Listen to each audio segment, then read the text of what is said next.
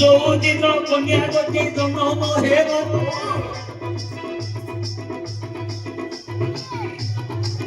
ସତେକି ଅବା ଲକ୍ଷ୍ମୀରେ ଆସିବ ଆଜ୍ଞା ପୁଅ ଝିଅ ନୁହେଁ ବଡ଼ ହୋଇଯିବେ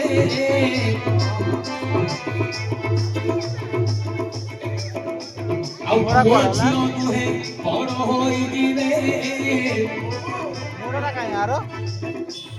ମାତା ପିତା ମନରେ ଯେ ଚିନ୍ତା କରିବେ ଆଜ୍ଞା ମାତା ପିତା ମନରେ ଯେ ଚିନ୍ତା କରିବେ ଝିଅର ବିବାହକୁ ମାତା ପିତା ପୁଣି ଝିଅର ବିବାହକୁ ମାତା ପିତା ପୁଣି ସବୁବେଳେ ମନ ମଧ୍ୟରେ ଥିବେ ଦିଗୁଳି ଆଜ୍ଞା ଲକ୍ଷ୍ୟ କରନ୍ତୁ ପୁଅ ଝିଅ ଦିଟି ଯାକ ବଡ ହେବେ କିନ୍ତୁ ପୁଅର ଚିନ୍ତାଟା ବାପା ମାଙ୍କୁ ନଥିବ ହଉଛି କି ଆଜ୍ଞା ପୁଅ ଆଜି ନହେଲେ କାଲିକି ବିବାହ କରିବ କିନ୍ତୁ ଝିଅର ଚିନ୍ତାଟା ସବୁବେଳେ ବାପା ମାଙ୍କୁ ଲାଗିକି ଥିବ କେମିତି ଉପଯୁକ୍ତ ବର ହେଲେ ଭଲ ବର ପାତ୍ରଟି ହେଲେ ଝିଅକୁ ବିଦାୟ କରିଦେବା କାଲୁକୁ ଦେବି ଭାଷା ସଂଯୋଗ କରେ ମୂର୍ଖ আরে বড় পতি স্বামী পরমেশ্বর এসব যোটা কইলে হবো সে ভাষাটা কইলে হচ্ছে কি রূপ অলিয়া হেলে বিবাহ সময় হেব আগমন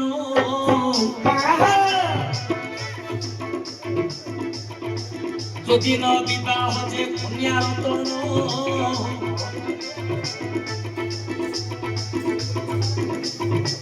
বাড়ুও পানি প্রথমরে দেই বাড়ুও পানি প্রথমরে দেই সাত গরু আনিবে কলসিরে বহি ଆଉ ସାତ ଗରୁ ଆଣିବେ କଳସରେ ବହି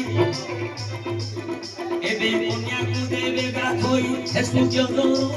ଏବେ କନ୍ୟାକୁ ଦେବେ ଗାଧୋଇ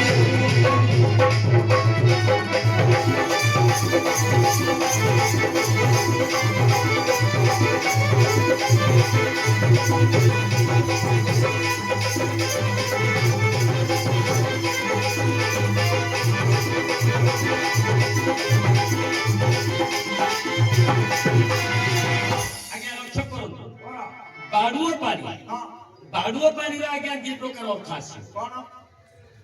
ସାତ ଘରୁ ପାଣି କଳସରେ ଆଣି କନ୍ୟାକୁ ଗାଧେଇ ଦେବେ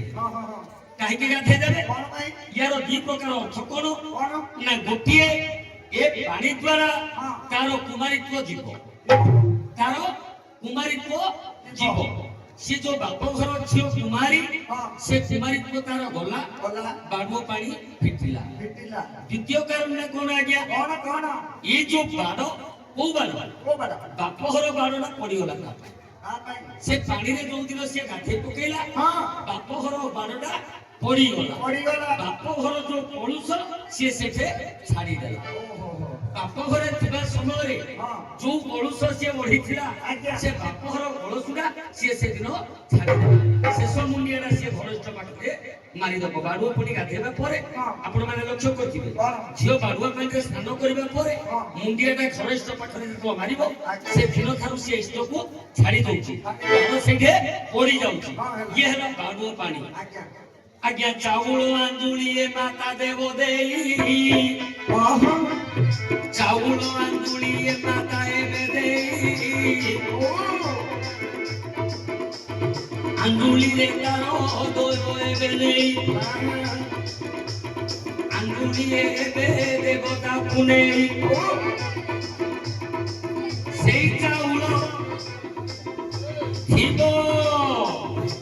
ସେଇ ଚାଉଳ ଥିବ ଯେ ଉଣ୍ଟିରେ ସେଇ ଚାଉଳ ଥିବ ଯେ ଉଣ୍ଟିରେ ତାହାକୁ ଦେବ ମାତା ଝିଅ ପରେ ଶେଷ ଚାଉଳ ଆଙ୍ଗୁଳି କଦମ ଝିଅ ତାହାକୁ ହସ୍ତରେ ଧରିବ ଦାଣ୍ଡ ଏରୁଣ୍ଡିରେ ସେ ଆଙ୍ଗୁଳା ଥୋଇ ଦାଣ୍ଡ ଏରୁଣ୍ଡିରେ ସେ ଅଙ୍ଗୁଳି ଥୋଇ କାମ ଗୋଡ଼ କାଢି ଝିଅ ଯିବ ପଳାଇ ଆଉ କାମ ଗୋଡ଼ କାଢି ଝିଅ ଯିବ ପଳାଇ ଆଜ୍ଞା ଲକ୍ଷ୍ୟ କରନ୍ତୁ ଚାଉଳ ଆନ୍ଦୁଳି ମା ଦବ ଝିଅ ସେଇଟା କଣ ଆଜ୍ଞା କୁଲାରେ କି ହାଣ୍ଡିରେ ଧରିଦେଲେ ହେତାନି କୁଲାରେ କି ଚାଙ୍ଗୁଡିରେ କି ହାଣ୍ଡିରେ ଧରି ପଳେଇଲେ ହୁଅନ୍ତାନି ମା ସେ ଆନ୍ଦୁଳିଟା କୋଉଠି ଧରିଥିବ ଅଣ୍ଟିରେ ଧରିଥିବ ଯୋଉ ଚାଉଳ ଆନ୍ଦୁଳିଟା ଝିଅ ହାତରେ ଦବ ସେ ଚାଉଳ ଆନ୍ଦୁଳିଟା ମା ଅଣ୍ଟିରେ ଧରିଥିବ କାହିଁକି ଏଇଟା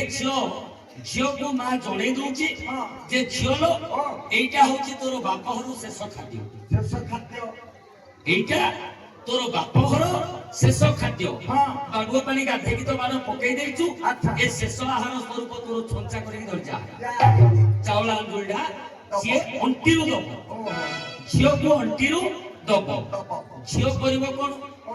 দাণ্ড এরুটিরে সে আঙ্গুলটা থই দেইকি বাম গোটা গো করিকি ঝিও সেইঠে করুচি কোন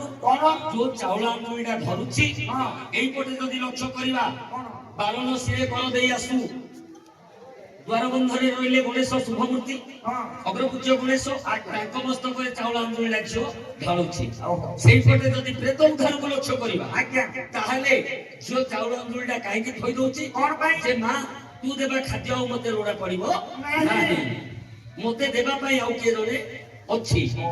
ତୁ ଦେବାର ଖାଦ୍ୟ ମୋର ଆଉ କିଛି କାମରେ ଆସିବ ନାହିଁ ତେଣୁ ଚାଉଳ ଆନ୍ଦୋଳନଟା ସେ ସେଇଠି ଥୋଇ ଦଉଛି ଆଜ୍ଞା ଯେତେବେଳେ କନ୍ୟା ବେଦିରେ ବସିବ ଯେତେବେଳେ କନ୍ୟା ବେଦିରେ ବସିବ ସାତ ଗୁଆ ହରଡ଼ା ହସ୍ତରେ ଧରିବ ବିଧି ମତେ ପୁରୋହିତ ଆଉ ଜ୍ଞାନ ପଢିବେ ବିଧି ମତେ ପୁରୋହିତ ଜ୍ଞାନ ପଢିବେ ପ୍ରଥମରେ ତାର ଘର କାଟିବେ ଲକ୍ଷ୍ୟ କରନ୍ତୁ ଇଏ ଆମର ବିବାହ କାଣ୍ଡର ଲେଖା ପ୍ରକୃତ ପୁରୋହିତ ମାନେ ଗୋତ୍ରକୁ ଯୋଡ଼ିବା ସମୟରେ ଆଗେ ଗୋତ୍ର କାଟିବେ କଣ ନା ଆମେ ଯେମିତି ଧାନ ଲଗେଇବା ପୂର୍ବରୁ ଘାସକୁ ଜୀବନରେ ମାରିବାକୁ ପଡୁଛି ଠିକ ସେମିତି ପୁତ୍ରର ଗୋତ୍ର